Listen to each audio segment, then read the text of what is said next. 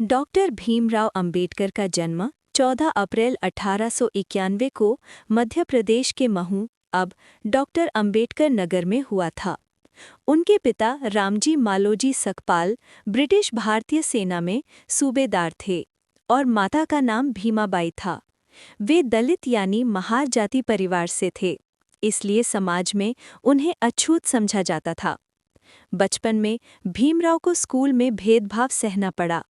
उन्हें कक्षा में अलग बिठाया जाता और पानी पीने तक के लिए उन्हें किसी उच्च जाति के बच्चे की मदद लेनी पड़ती थी, लेकिन वे बेहद प्रतिभाशाली और मेहनती थे।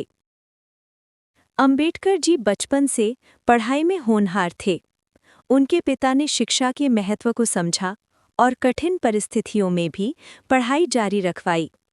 बॉम्बे यूनिवर्सिटी से स्नातक, कोलंबिया यूनिवर्सिटी अमेरिका से अर्थशास्त्र में एमए और पीएचडी यानी डॉक्टर ऑफ फिलॉसफी और कानून की पढ़ाई यानी बैरिस्टर ऑफ लॉ। वे उस समय भारत के सबसे उच्च शिक्षित व्यक्तियों में गिने जाते थे। भारत लौटने के बाद अंबेडकर जी ने देखा कि जातिगत भेदभाव और छुआछूत की जड़ें समाज में गहरी हैं। उन्होंने निश्चय किया कि वे अपने जीवन को समाज सुधार और दलित उत्थान के लिए समर्पित करेंगे। 1927 में महार सत्याग्रह किया, जिसमें उन्होंने सार्वजनिक जल स्रोत से पानी पीकर छुआछूत का विरोध किया। काकारेश्वर मंदिर सत्याग्रह में दलितों को मंदिर में प्रवेश दिलाने के लिए आंदोलन किया। उन्होंने बहिष्कृत हितकारिणी सभा जैसी संस्थाओं की स्थापना कर शिक्षा और समानता के लिए काम किया। उनका संदेश था, शिक्षित बनो, संगठित रहो और संघर्ष करो। 1947 में भारत स्वतंत्र हुआ और संविधान बनाने के लिए सभा गठित हुई। डॉक्टर भीमराव अंबेडकर को संविधान सभा की प्रारूप समिति का अध्यक्ष चुना गया। उन्होंने भारतीय संविधान को ऐसा बनाया जिसमें सभी नागरिकों को समान अधिकार मिले, जाति धर्म लिंग के आधार पर भेदभाव न हो, दलितों पिछड़ों और महिलाओं को न्याय और अवसर मिले। इसलिए उन्हें भारतीय संविधान का शिल्पकार कहा जाता है।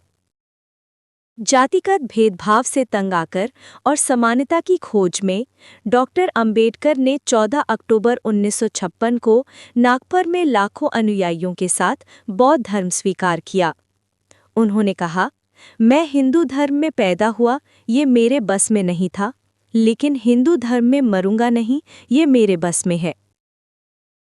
6 दिसंबर 1956 को उनका निधन हो गया, लेकिन उनकी सोच और विचारधारा आज भी जीवित है।